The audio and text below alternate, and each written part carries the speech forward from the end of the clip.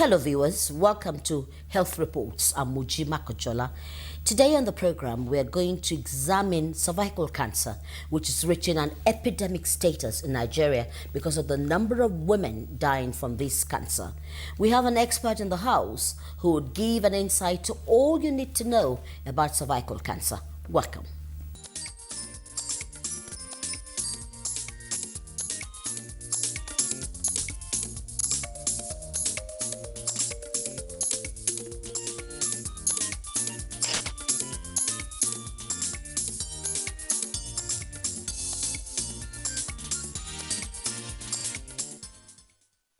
You're watching Health Reports on Nigerian Television Authority, and we are looking at cervical cancer. Investigations reveal that cervical cancer is the most common gynecological cancer in Nigeria, where about 10,000 cases occur each year. It is also on record that cervical cancer is responsible for most female cancer deaths in the country. The irony is, this cancer is the most easily preventable cancer of all cancers known to man. So, why are more women dying from this completely preventable cancer? Joining me now to find answers to some questions is Dr. Yinka Olaniyan, Chief Consultant, Gynecologic Oncologist. Doc, you're welcome. Thank you, Moji. It's always a pleasure to be here. Thank you. And for me, it's emotional time because I just lost my auntie to cervical cancer. I'm sorry to hear that. Thank you. Now, so let's talk about it. What causes cervical cancer? Thank you, Moji. Cervical cancer is actually caused by a virus called HPV. HPV means human papilloma virus. It's caused by a virus, and this virus is transmitted during sexual activity. So we can say that cervical cancer is actually a sexually transmitted disease. That is a summary. It is caused by a virus which is transmitted during sexual activity. Well, does it mean that is it somebody who is exposed to multiple partner, or yes, or is who carries it? Who carries the virus? Who infects who? Well, the chicken or the egg, which comes first? But like you said, we are interested in the women here, so we focus on the women. So if a woman has sexual relations with a man, she stands the risk of contracting the virus called HPV, which can cause cervical cancer. Now, it stands to reason that the more sexual partners that the woman has, the more her likelihood of coming in contact with HPV. And most women, within 1 year of sexual activity, would actually contact HPV. But God so good, most women will naturally eliminate the HPV, that is the virus, from their system through their natural immunity. They would not even know that they have had the virus. The body gets it during sexual activity, but the body is able to clear it away in most women. It is in those women who are not able to eradicate the virus naturally from their system, in whom the virus can sit and persist and cause changes in the woman's cervix, which will go on, or let me say, which may, not which will, which may go on to cause cervical cancer. Okay. So why is it common amongst women? Well, why do we have 10,000 cases reported in a year? Yes. That's it's a lot. It's a lot. It's a lot. That's about about 33, 35 women per 100,000. That's a lot. That only happens in developing countries. In developed countries, they don't have anything close to this figure. And the reason why this is happening in developing countries is multifactorial. But chief amongst them is the fact that there are no screening programs in place in developing countries to screen people and prevent them from getting cervical cancer. That is one big factor. The other big factor is ignorance. The people are not even aware that a disease occurs that is called cervical cancer. Even when the signs set in, which is the bleeding, some people are not aware that it is abnormal. Okay, bleeding after intercourse, bleeding outside your normal period, people are not aware. Okay, so those two big factors, absence of a screening program and then ignorance, account for a large proportion of the reason why this cancer is so common in developing countries as opposed to developed countries. As a gynecologic expert yourself, oncologist yourself, now, at what times do the women present themselves? Because you get a lot of them dying, and is it something that if you have an abnormal flow this month, then you should see your doctor quickly? Yes. What's happening? What is happening? The picture we have in the field is that, we stage cancer in 4 stages. Stage 1 is very early cancer. Stage 2 is cancer that has advanced a little bit. Stage 3 is a further advanced cancer. And stage 4 is a widespread stage of cancer. The situation that we have in developing countries is that most of the women come in stage 3 when it is almost too late to do anything, because they get the signs of bleeding and either they are ignorant or they choose the wrong step. They go to other places, they try to seek other non-medical cure. Okay, they go to all kinds of places, the church, the mosque, the native healers, and by the time they come to hospital, it is too late. And all we can do is just palliation. Well, palliation, that's, trying to do a little research before we came into the studio, I also find out that, women are frightened even to come for screening, and eventually when they do come for screening and you're said to be positive, people just see that, okay, it's positive, okay, it's a death sentence, let me just go home and die. Yes, thank you very much for that wonderful observation. And I'm actually going to take a moment to explain to you and to Nigerians what screening is and why a woman should not write her will because she has got a positive screening test from screening for cervical cancer. I like to explain it this way. Let us say that we are screening for cervical cancer, and anybody who is at home doesn't have cancer. Anybody who is in the market has cancer. I'm just saying, okay? So our test is, where is this woman? The women who are at home are normal. The women who are, let's say the market, I'm just saying the market, the women who are in the market have cancer. Now between each woman's home and the market is a long road, isn't it? Yes. Now when we are screening for cervical cancer, we are trying to see who is at home, who is on the road to the market. That is all that we're trying to do. Anybody who is in the market already has got cancer. But what we're doing, the screening test, is looking where are the women. So if you go and you get screened for cervical cancer, you may get a result which says you are normal, which means you are at home. You may get a result which says you are positive, which means you are not at home. You are on the road.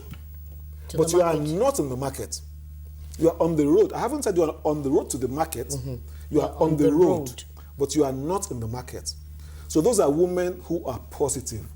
Anybody who is not at home, who is on the road, is positive. But you know, Moji, that it's not every woman who is on the road who is going to the market, isn't it? Some women will come right back home, isn't it? And some women will even get maybe to the gate of the market because they are going to see a friend there. So when we are screening, we're trying to see, where is this woman? Is she at home? Is she on the road? Is she in the market? So as long as that woman is not inside the market, she is positive, but it does not mean that she is going to the market. Okay. So by the same token, she is positive, but it does not mean that she will go on to develop cervical cancer. So the screening test is trying to see, where is this woman? So if we screen women and we find women who are on the road, We don't know whether they are going to the market or not, so we treat them. And that treatment may just be to tell them, hey, sit down there, or we chain the leg so that they don't go further. Do you understand me? So a screening test is not a death sentence. It doesn't mean that you have cancer. And doctors usually should not treat a woman because she's on the road. They shouldn't tell her that she's going to get cancer. Go and remove your womb. Go and write your will. Go and do this. No. It just means you are on the road, and we need to take extra measure to make sure that you are not going to the market. If we leave the woman on the road forever, obviously, she may not even go to the market. She may just play around and come back home, or she may just play on the streets. That is just the way the screening for cervical cancer is. Okay. Now, let's move on. Now, you get screened and you're positive, God forbid. Well, if you, we have to deal with it. And then, after several other tests, you're now positive. There is hope. There is hope. Absolutely, there is hope. Now, how do we react to a woman who is positive? How do we react to the woman who is on the road, who is not at home? Suppose we leave her and we don't do anything to her. She may not go to the market. She may come back, isn't it? But we don't know who is going to come back or who is actually going to the market. So we can administer some simple treatments which will last a few minutes to make sure the woman does not enter the market. Do you understand me? Yes. So that is just what a positive screening test for cervical cancer is. It's not a death sentence. Okay. Well, apart from screening, which actually gives, a picture of whether you're positive or, negative, or you're on your way to the market or on the road to the market. Now, seriously, how do you prevent cervical cancer? Yes. We prevent cervical cancer by doing these screening programs. The screening program is go and look, where are the women? If they're at home, give them another 2-3 years. Go and look again, are they still at home? If they're on the road and not at home, there are simple treatments which can be administered. You can carry out further tests and then administer simple treatments, either to burn off the place or cut away that place, okay? In other words, you are treating her on the road, but she has not got to the market. But even if you leave her and not do anything, it's possible that she may not progress beyond that road. I'm saying this because the major reason why women get agitated is when they have a positive screening test. They sort of like die even before they come to the hospital. They want to see somebody. I have a positive screening test. Am I getting cancer? Do I have cancer? So we can treat that woman who is on the road, that woman that has a positive screening test. She can be treated. The treatment can last maybe a few minutes and she can go back to work, rather than waiting for the woman to enter the market. Once she has entered the market, she has cancer, nothing we can do but to treat the cancer. And treatment of cancer is very expensive. It is. Very, very traumatic to the patient and her relations, and quite often not successful because the woman has come in advanced stages. So what we need to do is set up screening programs. Everybody should start looking. Every health practitioner should start looking at the women. Where are your women? Are they at home? Are they on the road? But if I may preempt you, there is a new method. Don't forget I told you that cervical cancer is caused by a virus, which is transmitted during sexual activity. But we can't say women should stop having sex, can we? Because they must have children. Yes. Now, there is a vaccine recently available which you can give to young girls even before they start sexual activity, which would prevent them from getting this virus, this HPV virus. So in most advanced countries now, they have embarked on vaccination programs where they take their young girls between the ages of 8 and 14 years and inject them and vaccinate them such that in future, should they come across a sexual partner that has HPV, they are protected. And it works. And it works. It works. There are so many types of, I don't want to complicate matters by being too technical, but there are several types of HPV which can cause cervical cancer. The two most common are types 16 and 17. So it is those two that vaccines have been developed against.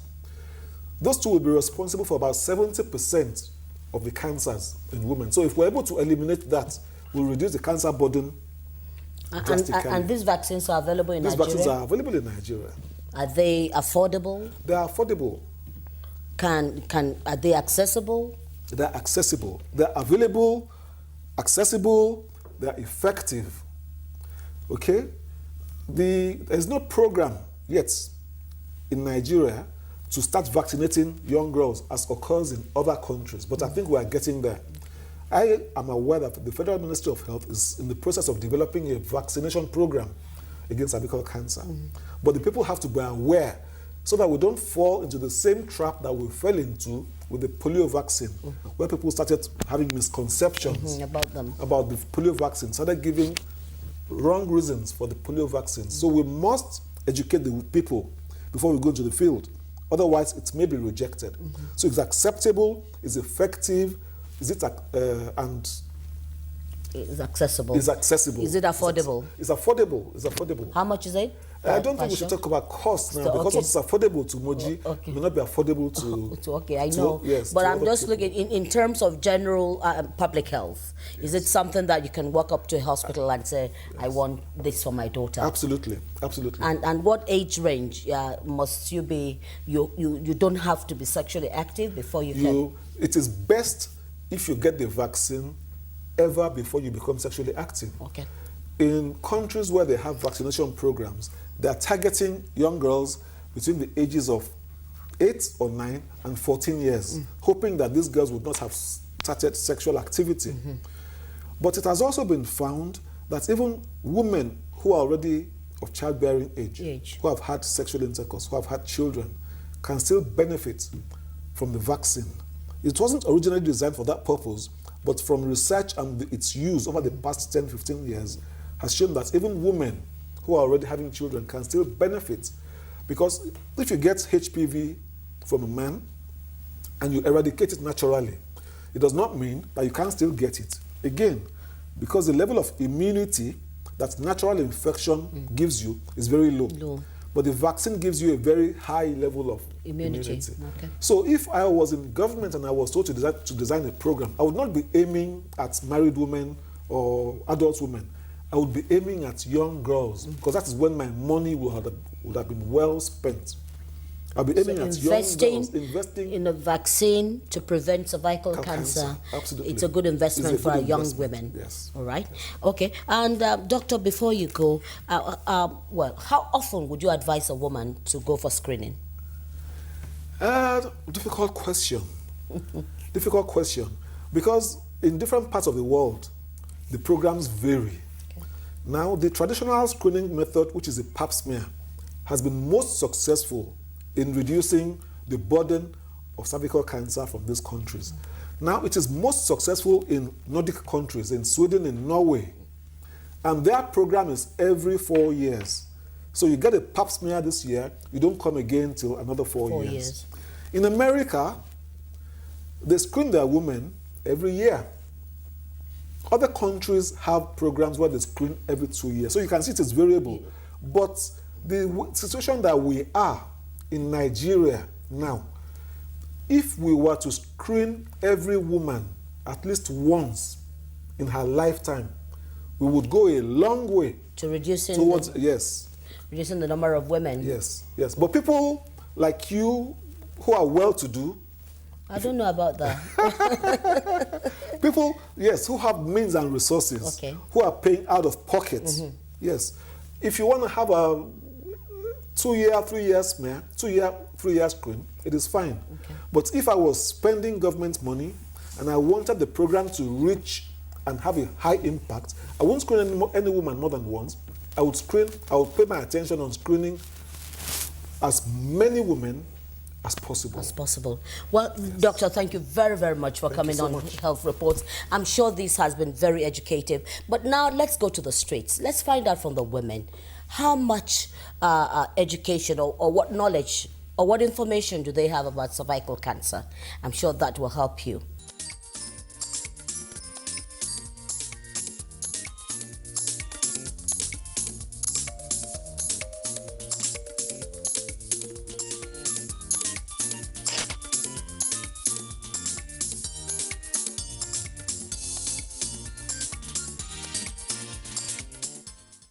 Many people of recent have been reported deaths of it, mostly when it is not detected on time. And here in Nigeria, I know of 1 or 2 persons that have such incident and they ended up dying. And after their death, it's discovered that they didn't start treating it on time. Yeah, this cervical cancer, it has been long that this has been affecting our women. It's a disease that is affecting women mostly, attending to their private part also. So we are begging even government to help us so that this thing will not to be going out again, so that we will find solution to this thing. Because we even need what they call this a good hospital that can take care of that thing there. They don't need to be taking our women to abroad before they can see all this what they call, before they can cure the disease. And again, they should make sure that they enlighten women about this thing and what they can do on time before this thing will affect them. And this is because it has been killing most of the women. It has been killing even not only the poor, even the rich people there. So that's affecting them. So that's what I can say to the government, so they should find solution to this thing. And again, they should find where they can go for screening. Screening, that is most important thing. They should make awareness, give people, tell people, go to the marketplaces, go to villages and everywhere. Let women know that this thing is not it's something that they can cure, and it's a thing that will not even cannot kill if it is detected on time. Cervical cancer is a cancer that is commonly found among women. In terms of age distribution, it happens mostly at the middle age, from 40 and above.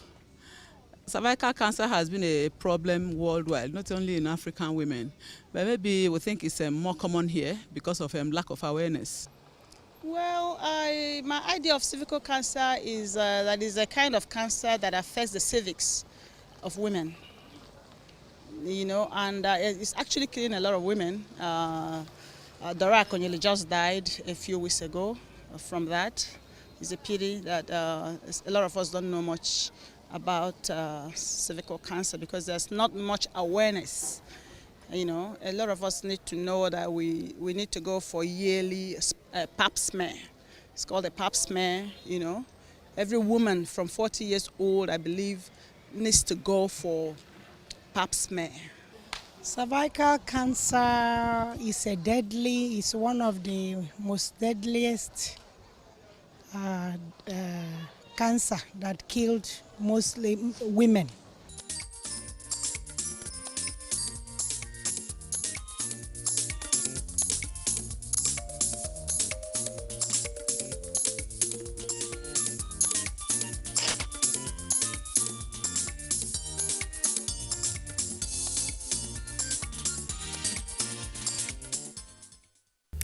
I'm afraid that's all time will permit on health reports today. You've heard it there. Some women have, exposed themselves to screening. Others are still not very sure. But I tell you, the best thing to do and start today is to go get screened. That way you'll be sure that you're healthy and you can look after those children and look after the family and in fact enjoy a very healthy life.